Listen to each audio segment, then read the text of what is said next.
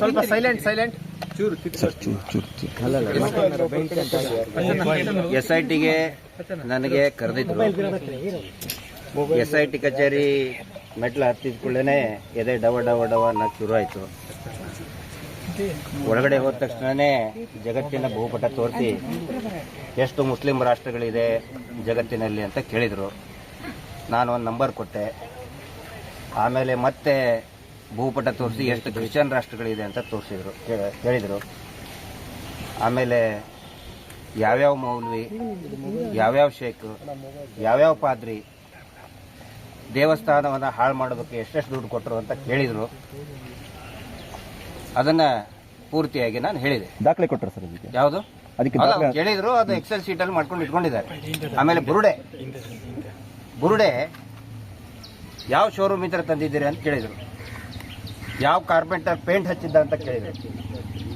ಯಾವ carpenter paint ಹಚ್ಚಿದ್ದ ಆ ಪೇಂಟರ್ದು visiting card ಕೂಡ ಕೊಟ್ಟು ಬಂದಿದೆ. ಇಷ್ಟೇ ಅಲ್ಲ ಸರ್, ಕಳೆದ 2 ತಿಂಗಳಿನಿಂದ ನಿಜವಾದ ಘಟನೆಗಳು ಏನು ನಡೆದಿದೆ ನಾನು ನಿಮ್ಗೆ ರಿಕ್ವೆಸ್ಟ್ ಮಾಡ್ಕೊತಾ ಇದ್ದೀನಿ. ನಿಮ್ಮ ಬಗ್ಗೆ ನಮಗೆ ಪ್ರೀತಿ ಇದೆ. 2 ತಿಂಗಳಿಂದ ನಾನು ನೋಡ್ತಾ ಇದ್ದೇನೆ. ಮಳೆ ಇರಲಿ, ಬಿಸಿಲಿರಲಿ, ಎಲ್ಲ ಕಡೆ ನೀವು ಓಡಾಡಿ ವರದಿ ಮಾಡ್ತಾ ಇದ್ದೀರಿ. ವಾಸ್ತವ ವರದಿಯನ್ನು ಮಾಡಿ. ನಮ್ಮ ಮೇಲೆ ಏನಾದರೂ ಕಾನ್ಸ್ಪಿರಸಿ ಇತ್ತಂತ ಹೇಳಿದ್ರೆ, ಈಗ ಹೇಳಿದ್ನಲ್ಲ, ನೀವು ಅದೇ ಬೇಕು ತಾನೇ. ಕಾನ್ಸ್ಪಿರಸಿ, ದೇವಸ್ಥಾನ ಹಾಳು ಮಾಡೋದು, ದುಡ್ಡು ತಗೊಂಡ್ರು, ಮುಸ್ಲಿಂ ರಾಷ್ಟ್ರದಿಂದ ದುಡ್ಡು ಬಂತು, ಬುರುಡೆ ಯಾವನೋ ಕೊಟ್ಟನಂತೆ. ಯಾವುದೂ ಕೂಡ ಬುರುಡೆ ಆಗಲಿ ಏನೇ ಆಗಲಿ ಪ್ರತಿಯೊಂದಕ್ಕೂ ಕೂಡ ಕ್ಲಾರಿಫಿಕೇಶನ್ ಕೊಟ್ಟು ಬಂದಿದ್ದೀನಿ. ಕೊಟ್ಟಿದ್ದೀವಿ ನಾವು. ಆ ನಂತರ ಯಾವುದೇ ಒಬ್ಬ ವ್ಯಕ್ತಿ ಇವತ್ತಿನ ಕಾಲದಲ್ಲಿ ಮೊಬೈಲ್ ಇದ್ದಂಥ ಸಂದರ್ಭದಲ್ಲಿ ಸುಳ್ಳು ಹೇಳೋಕ್ಕಾಗಲ್ಲ. ನಾನು ಅಲ್ಲಿದ್ದೆ, ಯಾರೋ ಇದ್ದರು ಹೇಳೋಕ್ಕಾಗಲ್ಲ. ಸೊ ಅದು ಏನೇ ಇದ್ದರೂ ಕೂಡ ನಾವು ಹೇಳಿದ್ದೀವಿ. ಮತ್ತು SITನೂ ಕೂಡ ತುಂಬ ಚೆನ್ನಾಗಿ ಇನ್ವೆಸ್ಟಿಗೇಷನ್ ಮಾಡ್ತಾ ಇದ್ದಾರೆ. SITನ ಫೇರ್ ಆಗಿ ಮಾಡ್ತಾ ಇದ್ದಾರೆ, ಸೈಂಟಿಫಿಕ್ ಆಗಿ ಮಾಡ್ತಾ ಇದ್ದಾರೆ. ದಯವಿಟ್ಟು ಅದನ್ನು ಮಾಡೋದಕ್ಕೆ ಅವಕಾಶವನ್ನು ಮಾಡಿಕೊಡಿ. ನಾನು ಎಲ್ರಿಗೂ ಕೇಳ್ತಾ ಇದ್ದೇನೆ. ಇಲ್ಲಿ ಡಿಸ್ಕಷನ್ ಆಗಿದ್ದು ಕೂಡ ನಿಜವಾದ ಏನೇನು ಇದನ್ನು ನಡೀತಾ ಇದೆ, ತನಿಖೆ ಏನು ನಡೀತಾ ಇದೆ, ಅದರ ಬಗ್ಗೆ ನನ್ನ ಹತ್ತಿರ ಇರುವಂಥದ್ದು. ಇವತ್ತು ಯಾರು ಕೂಡ ನನಗೆ ಅಂದರೆ ಏನೋ ಒಂದು ಕ್ರೈಮ್ ಮಾಡಿದ್ದೀನಿ ಅಂತ ಕರೆಸಿಲ್ಲ. ಐ ಹ್ಯಾಡ್ ರಿಕ್ವೆಸ್ಟೆಡ್ ನಮ್ಮ ಹತ್ತಿರ ಇರುವಂಥ ಮಾಹಿತಿ ಏನಿದೆ ನಿಮಗೆ ನಾನು ಒಪ್ಪಿಸೋದಕ್ಕೆ ತಯಾರಿದ್ದೀನಿ ಅಂತ ಒಂದು ಲೆಟರ್ ಬರೆದಿದ್ದೆ. ಸೊ ದೇ ಹ್ಯಾವ್ ಅದಕ್ಕೆ ತಕ್ಷಣವೇ ಸ್ಪಂದಿಸಿದ್ದಾರೆ, ನಮ್ಮನ್ನು ಕರೆದಿದ್ದಾರೆ.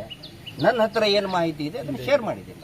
ಯಾರು ವಿಚಾರಣೆ ಮಾಡಿದ್ರು? ತನಿಖೆ ಅಧಿಕಾರಿಗಳು. ಅದನ್ನ ಬೇಡ ಯಾರು ಮಾಡಿದ್ರು ಅಂತ. ಯಾವ ತರ ದಾಖಲೆಗಳು ಕೊಟ್ಟಿದ್ದೀರಿ ಸರ್ ನೀವು? ಇಲ್ಲ, ತೋರಿಸಿದ್ದೀನಿ. ಲೀಡಿಂಗ್ ಕ್ವಶನ್ ಮಾಡಬೇಡಿ. ಅಲ್ಲಿ ಯಾವ ತರ ದಾಖಲೆ ಕೊಟ್ಟಿದ್ದೀರಾ, ಏನ್ ದಾಖಲೆ ಕೊಟ್ಟಿದ್ದೀರಾ ಅಂತ? ಇಲ್ಲಿ ನಡೀತಕ್ಕಂತಹ ಏನೇನು ಹಿಂದೆ ನಡೆದಿದೆ, ಈಗ ಇವ್ರು ಹೇಳ್ತಾ ಇದ್ದಾರೆ, ಅದು ನಮ್ಮ ಕಡೆನೂ ಇದೆ. ಇವತ್ತು ಸಾಯಂಕಾಲ ನಿಮ್ಗೆ ಸಾಫ್ಟ್ ಕಾಪಿನೂ ಕೂಡ ಕೊಡ್ತೀವಿ. ಇಲ್ಲಿ ಪಂಚಾಯಿತಿಯಲ್ಲಿ ಏನೇನು ಯಾವ್ಯಾವ ರೀತಿಯಾಗಿ ಹಗರಣಗಳು ನಡೆದಿದೆ. ಹಗರಣ ಅಂದರೆ ಅದು ಡೆವಲಪ್ಮೆಂಟ್ ಅಲ್ಲ, ಹೆಣಗಳನ್ನು ಹೂತು ಹಾಕುವಲ್ಲಿ ಯಾವ ರೀತಿ ಅಕ್ರಮಗಳು ನಡೀತಾ ಇದೆ. ವಿತ್ 1 by 1 ಡಾಕ್ಯುಮೆಂಟ್, ಒಂದೊಂದು ಪೇಜ್, ಒಂದೊಂದು ಪುಟ ಸಹಿ ಹೆಂಗೆ ಫೋರ್ಜರಿ ಮಾಡಿದ್ದಾರೆ,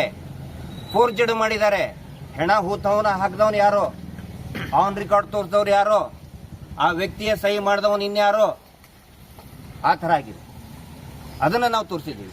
ಮೇ ಬಿ ಅವರು ಕೂಡ ನೋಡಿ, ನಾವು ಇನ್ವೆಸ್ಟಿಗೇಷನ್ ಅಂತ ಹೇಳ್ತಾ ಇಲ್ಲ, ನಮ್ಮ ಗಮನಕ್ಕೆ ಏನೇನು ಬಂದಿದೆ, ಸಂಶಯಗಳು ಬಂದಿದೆ, ಅದನ್ನು ಅಧಿಕಾರಿಗಳ ಗಮನಕ್ಕೆ ತಗೊಂಡು ಬಂದಿದ್ದೀವಿ.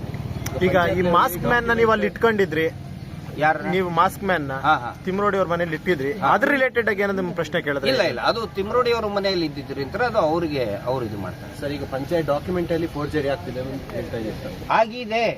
ನಾನು ದಯವಿಟ್ಟು ನಿಮಗೆ ರಿಕ್ವೆಸ್ಟ್ ಮಾಡ್ಕೊಳ್ಳೋದು, ದಯವಿಟ್ಟು ಎಲ್ಲಾ ಪತ್ರಕರ್ತರಿಗೆ, ಮಾಧ್ಯಮಗಳಿಗೆ ರಿಕ್ವೆಸ್ಟ್ ಮಾಡ್ಕೊಳ್ಳೋದು, ಕಾನ್ಸ್ಪಿರಸಿ ಥಿಯರಿ ಇದ್ರೆ ಸುಖ ಸುಮ್ಮನೆ ಯಾರ್ಯಾರೋ ಏನೇನೋ ಹೇಳಿದ್ರು ಅಂತ ಹೇಳಿ ಅದೊಂದು ನೆರೇಷನ್ ಬಿಲ್ಡಪ್ ಮಾಡಬೇಡಿ.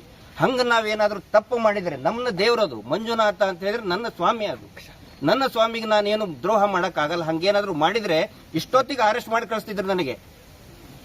ಮಹೇಶ್ ಶೆಟ್ಟಿ ತಿಮ್ರೋಡಿಯವರು ಬಂದು ಉತ್ತರ ಕೊಟ್ಟು ಹೋಗಿದ್ದಾರೆ, ಅರೆಸ್ಟ್ ಆಗ್ತಿದ್ವಿ ಇಷ್ಟೊತ್ತಿಗೆ ನಾವು.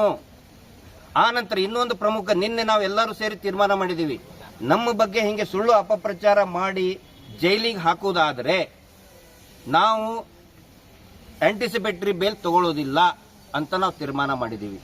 ಮಹಾತ್ಮ ಗಾಂಧೀಜಿಯ ತತ್ವವನ್ನು ಅದನುಸರಿ ಸುಳ್ಳು ಹೇಳಿ ನಮಗೆ ಜೈಲಿಗೆ ಹಾಕ್ತಾರ, ನಾವು ಆಂಟಿಸಿಪೇಟರಿ ತಗೊಳ್ಳಲ್ಲ. ಜೈಲಿಗೆ ಹಾಕ್ತಾರ, ಹಾಕ್ಲಿ.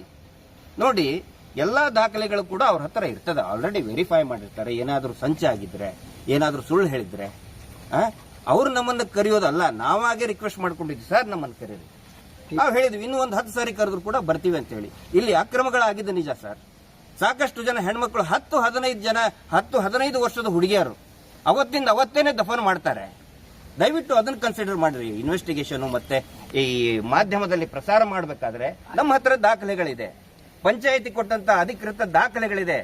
ಅವತ್ತು ಡೆಡ್ ಬಾಡಿ ಬೀಳ್ತದೆ, ಅವತ್ತೇ ದಫನ್ ಮಾಡ್ತಾರೆ. 302 ಮರ್ಡರ್ ಕೇಸ್ ಮಾಡ್ತಾರೆ, ಅವತ್ತೇ ದಫನ್ ಮಾಡ್ತಾರೆ. ಸೊ ಅವು ಎಲ್ಲವೂ ಕೂಡ ಚರ್ಚೆಯ ವಿಷಯ ಆಗಬೇಕು. ಈಗ ಒಂದ್ ಕಡೆ ಸುಜಾತಾ ಭಟ್ ಎನ್ಕ್ವೈರಿ ಆಗ್ತಿದೆ. ಸುಜಾತಾ ಭಟ್ ಅವ್ರು ಮೊನ್ನೆ ಒಂದು ಚಾನಲ್ ಇಂಟರ್ವ್ಯೂ ಹೇಳಿದ್ದಾರೆ, ಗಿರೀಶ್ ಮಟ್ಟಣ್ಣ ಇವರೇ ನನಗೆ ಹೇಳಿದ್ದು ಈ ರೀತಿಯಾಗಿ ಹೇಳು ಅಂತ ಹೇಳ್ಬಿಟ್ಟು. ಅದ್ರ ಬಗ್ಗೆ ಏನ್ ಹೇಳ್ತಾರೆ? ಅದಾದ್ಮೇಲೆ ಮತ್ತೆ ಏನಾದ್ರು ರಿಪ್ಲೈ ಕೊಟ್ಟರೆ ಅವರು ಮತ್ತೆ ಹೇಳ್ತಾರೆ ರಿಪ್ಲೈ ಕೊಟ್ಟಾಗಿದೆ ಅವರು. ಸೊ ಆ ರಿಲೇಟೆಡ್ ನಿಮ್ಮನ್ನ ಏನಾದ್ರು ಪ್ರಶ್ನೆ ಮಾಡಿದ್ರೆ ಇವತ್ತು ಅಂತ? ಇಲ್ಲ, ಅದನ್ನ ನೋಡಿ ಏನಾದ್ರೂ ಕೂಡ ನಾವು ಒಂದು SIT ಆಗಿದೆ ಅಂತ ಹೇಳಿದ್ರೆ ಅದ್ರ ಮೇಲೆ ನಾವು ನಂಬಿಕೆ ಇಡಬೇಕು. ಅವರು ಅದನ್ನ ಲೆಟ್ ದಮ್ ಗಿವ್ ಕ್ಲಾರಿಫಿಕೇಶನ್. ಅನನ್ಯ ಭಟ್ ಇರೋದು ನಿಜಾನ ಸುಳ್ಳ ನನಗೆ ಗೊತ್ತಿಲ್ಲ ಸರ್. ಈಗ ಚಿನ್ನಯ್ಯ ಆರಂಭದಲ್ಲಿ ಹೇಳಿರುವ ಹೇಳಿಕೆಗಳು ಈಗ ಇನ್ವೆಸ್ಟಿಗೇಷನ್ ಅಲ್ಲಿ ಹೇಳ್ತಾ ಇರೋದು ಏನಾದ್ರು ಚೇಂಜಸ್ ಇದೆಯಾ? ನೀವು ಮೊನ್ನೆ ಲೈವ್ ಬಂದಾಗ್ಲೂ ಅದನ್ನ ಮೆನ್ಷನ್ ಮಾಡಿದಿರಿ. ಅಲ್ಲ, ಅದಕ್ಕೆ ನೋಡಿ, ಮುಂಚೆ 164 ನಲ್ಲಿ ಏನ್ ಕೊಟ್ಟಿದ್ದ, ಈಗ ಏನು ಚೇಂಜಸ್ ಆಗಿದೆ, ನನಗನ್ಸಿದ ಮಟ್ಟಿಗೆ ಯಾವುದೇ ಮೇಜರ್ ಚೇಂಜಸ್ ಆಗಿಲ್ಲ ನನಗನ್ಸಿದ ಮಟ್ಟಿಗೆ. ಹೌದಾ?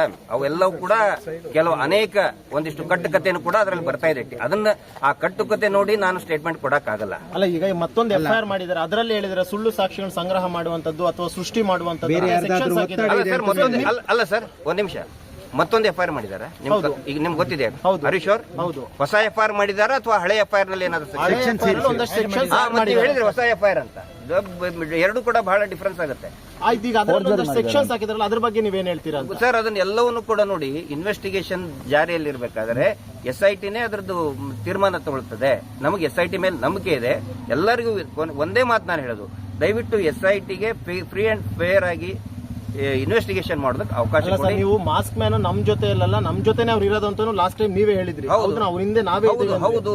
ಸೊ ನೀವು ಅವ್ರ ಪರವಾಗಿ ನೀವು ವಾದನೂ ಕೂಡ ಮಾಡ್ತಿದ್ರಿ. ಪರವಾಗಿ ವಾದ ಅಂದ್ರೆ ಪರವಾಗಿ ಮೀನ್ಸ್ ಅತ್ ಹೇಳ್ತಿರೋದು ನಿಜ, ಹೌದು, ಒಂದು ತನಿಖೆ ಆಗಬೇಕು ಅಂತ.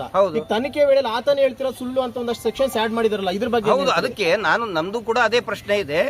ಸಡನ್ ಆಗಿ ಅವನು ಚೇಂಜ್ ಮಾಡೋದಕ್ಕೆ ಅದ್ರ ಹಿಂದೆ ಯಾರಿದ್ದಾರೆ, ಯಾರು ಸಂಚು ರೂಪಿಸಿದ್ದಾರೆ?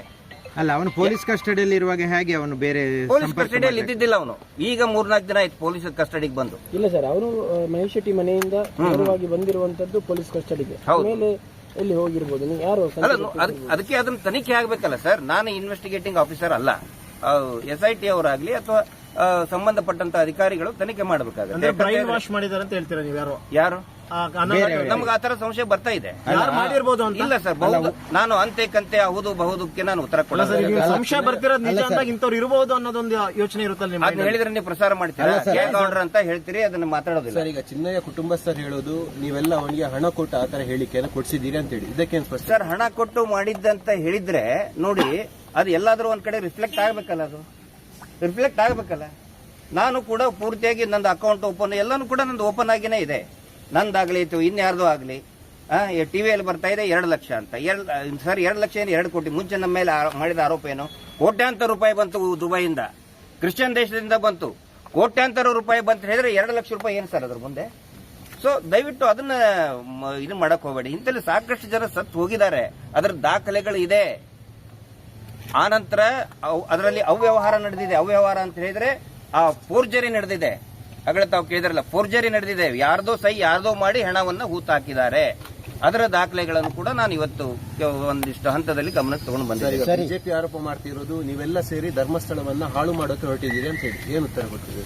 ಈ ಸತ್ತಂತಹ ಆ ಹೆಣ್ಮಕ್ಳಿದಾರಲ್ಲ, ಮೋಸ್ಟ್ಲಿ ಆ ಬಿಜೆಪಿ ಅಂದ್ರೆ ಆ ಬಿಜೆಪಿ ನಾಯಕರ ಕ್ಷೇತ್ರದವರೇ ಒಂದು ವೋಟರ್ಸ್ ಇರ್ತಾರೆ. ಅದಕ್ಕೆ ಅವ್ರು ಉತ್ತರ ಕೊಡಬೇಕು. ಅವ್ರು ಮಾಡೋ ಕೆಲಸ ನಾವು ಮಾಡ್ತಾ ಇದ್ದೀವಿ. ಧರ್ಮಸ್ಥಳ ಕ್ಷೇತ್ರ ನಮ್ಮದು.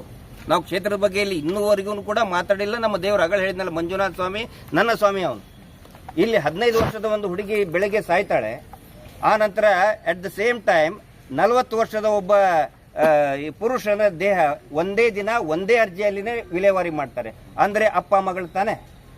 ಅಪ್ಪ ಮಗಳದು, ಅಪ್ಪಂದು ಅಸಹಜ ಸಾವು, ಮಗಳದು ಕೊಲೆ, ಯಾವ ತನಿಖೆನೂ ಆಗಲ್ಲ. ಇದು ದೇವಸ್ಥಾನಕ್ಕೆ ಅಪಚಾರನ